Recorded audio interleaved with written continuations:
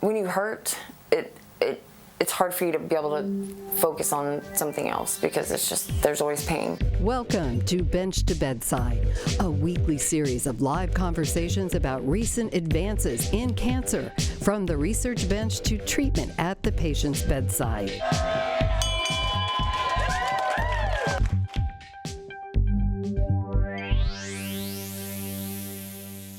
All of my pain is generally just located in this midsection, like from all the surgeries and stuff and the implants and the spacers.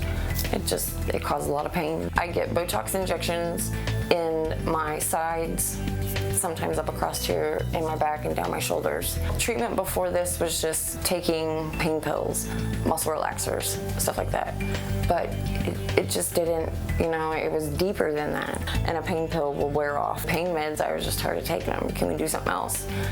And then I was introduced to the Botox. Something like this, I come in, I get to have a friendly visit with her during all of it. I don't wake up in pain and I don't go to bed in pain like I did for so long. If you have the opportunity to try something like this, I would try it before continuing to take a pill. Thanks to advances in early detection and screening, as well as improvements in treatments, cancer patients are living longer. Unfortunately, many live with lifelong impairments as a result of their cancer treatment. Studies show that cancer survivors are nearly 3 times more likely to describe their health as fair or poor after treatment compared to people who haven't had cancer. Not only that, cancer survivors under age 65 are 3 times less likely to return to work after treatment than people without cancer or chronic illness. This can be financially devastating and diminish a patient's self-esteem and self-worth. Thankfully, at the University of Kansas Cancer Center, we provide a physician-led team of highly specialized rehabilitative care experts to help cancer survivors get back to living their life as much as possible. Today, we're discussing the importance of rehabilitation care for cancer survivors. And with me is Dr. Megan Clark, a specialist in rehabilitation medicine. I'm Dr. Roy Jensen, Director of the University of Kansas Cancer Center, and thanks for joining us for today's episode of Bench to Bedside. So Dr. Clark, tell us what cancer rehabilitation is and why is it so necessary? So our cancer patients, when they're diagnosed and they start down this journey, there are ups and there are downs. There's the chemotherapy, there's the radiation, there's surgery. And through that process, a lot of times people will sort of start to lose themselves. Prior to their diagnosis, someone may describe themselves as a wife or a grandparent or a teacher or artist, musician, athlete. But then somehow through this whole cancer process, they start to lose a little bit of that and they gain this I'm a cancer patient role.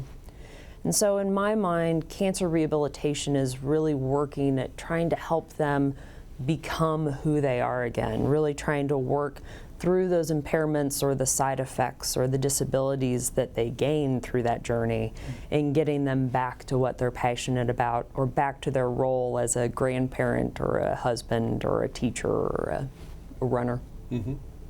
So Dr. Clark, as a specialist in rehabilitation medicine, you are known as a physiatrist.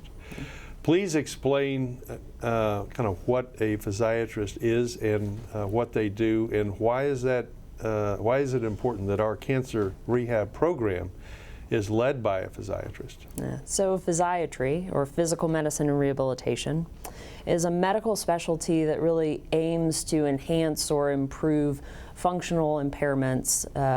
We're really trying to gain more ability and more quality of life for our patients who have had some sort of a traumatic injury or impairment to their function in everyday life.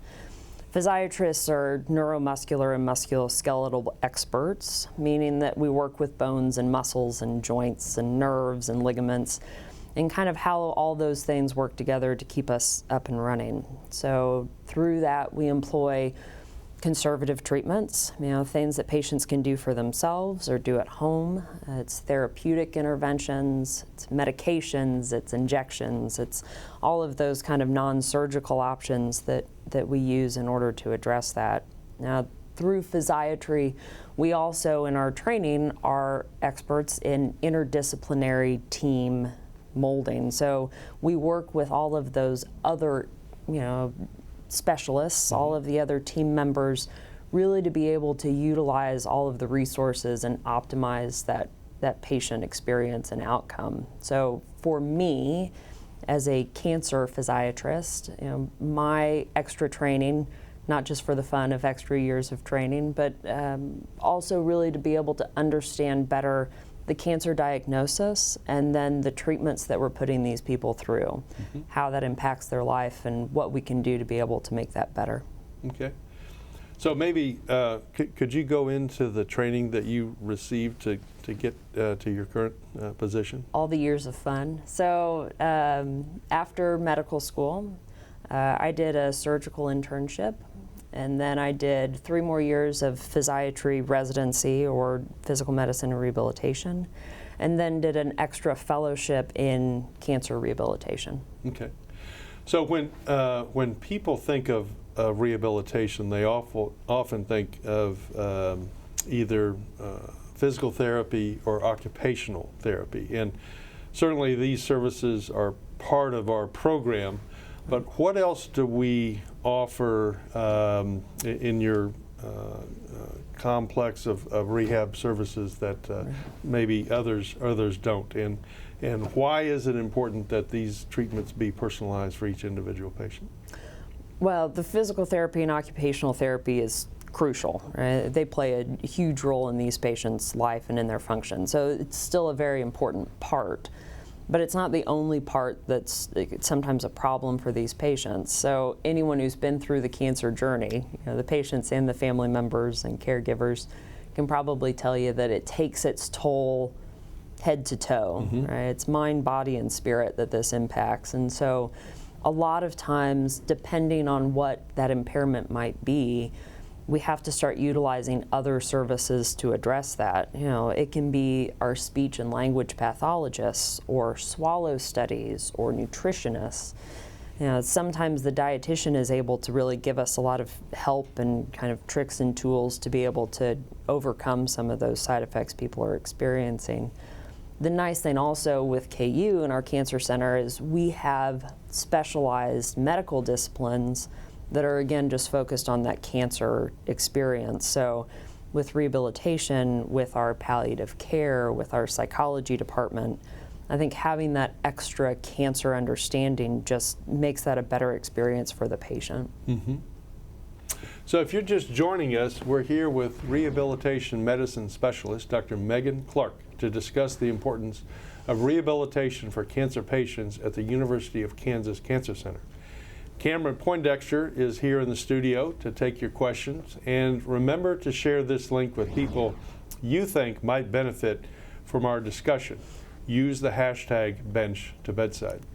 So, Dr. Clark, at what point during the cancer treatment process does rehabilitation begin? Before they're diagnosed. Well, sometimes we can't always catch it that early, but I was definitely raised with the saying that an ounce of prevention is worth a pound of cure, right? And so the earlier we can get to something, sometimes the better off we are, either to prevent some things that we expect to happen or to start making a dent in some of those side effects that we're causing through that care. So I know our oncology teams are excellent in being able to address those concerns that patients will have early, but also for the patients to be advocates for themselves and not be afraid to, speak up if there's something that's concerning to them. Okay. So I think there seems to be a misunderstanding about exercise during cancer treatment. In your experience, is exercise good for cancer patients, and how so, and how much? Yeah. So, just what I was joking, the before cancer diagnosis, we need it. We're already finding that exercise is probably beneficial in the prevention of cancer, right? And so not only do we see it as a benefit during the experience, but even before that. So I think that the importance of exercise can't be understated. But during the cancer journey, we see all sorts of benefits with exercise. There are a lot of places around the world that are starting to incorporate exercise as just a part of someone's cancer treatment. As important as chemotherapy or radiation might be, as to is that exercise plan. So being able to incorporate that into our care is very important. We see very typically some of the side effects that a majority of our patients experience, whether it's fatigue or decreased energy or cognitive difficulties, problems with memory or attention. Exercise is our best medicine. Our research is showing that being able to incorporate some of that exercise into their activity makes the difference in a lot of those symptoms and side effects, even during treatment. So safety, of course, is one of the primary issues, which is where it's beneficial in having that team of providers who are able to understand the cancer diagnosis and treatment to guide that safety piece of it. But then to the question of how much and what and when, that it can be a little more individualized. The research that we've done has been really widespread on that. Whether that's bicycling or running or swimming, no matter what that activity is, we start to see benefit through it. So I think that's good news for the patients, and that we can tailor make their plan more aligned to what their interests are. So typically what our goals are 150 minutes a week of moderate intensity exercise, or 75 minutes of vigorous intensity. Some people aren't able to quite hit that, especially during treatment, but usually I'll tell my folks, if you can get 30 minutes 5 times a week, we're hitting that goal. And whatever that exercise is for them, especially if we can get some sort of combination of an aerobic exercise, walking, Pilates, yoga, swimming, and some sort of resistance exercise, some kind of weightlifting, kind of body weight strengthening exercises, I think we get those benefits. I know certainly in the breast cancer field, getting back to a normal BMI is actually one of the biggest things you can do to improve your outcome. Yes. And I think most people find that shocking, and it's comparable to chemotherapy, Right. which is stunning. Yes. So, Dr. Clark, what would you want our audience to have as their big takeaways from today's discussion? 2 things. We know that KU already has world-class cancer care, right? We've got the cutting-edge research. But I think what people should also know is that we have a unique rehabilitation service here that isn't offered through the area. Cancer rehabilitation is one piece of that. We are one of 5 cancer rehabilitation fellowship programs in the country. And so the University of Kansas has really made an effort to try to be able to provide that support network for our cancer population and our folks here. I think the other part of it is that to those patients who are just silently suffering through this, there are a lot of times that I will have someone that shows up at my clinic and they say, I didn't want to complain, or this is just something that I'm dealing with because it's a part of my cancer. It's just a part of it. And that's not always the case. Just because you're sitting in the treatment chair and you think someone next to you has it harder than you do, doesn't mean that your concerns and your issues aren't equally important to us. So I think being able to be that advocate for themselves so that cancer isn't necessarily who they are anymore, right? That cancer diagnosis is a part of what they are, but our goal is to get them back to who they want to be. Yeah. Those tough as nails Midwesterners don't complain a lot. They don't. Man, it's hard to get them. There you go. So if you have any questions following today's presentation, be sure to post them online, and we'll be getting back to you. And I want to thank you, Dr. Clark. That is it for today. To learn more, please visit kucancercenter.org and join us next time for Bench to Bedside. Thanks for watching.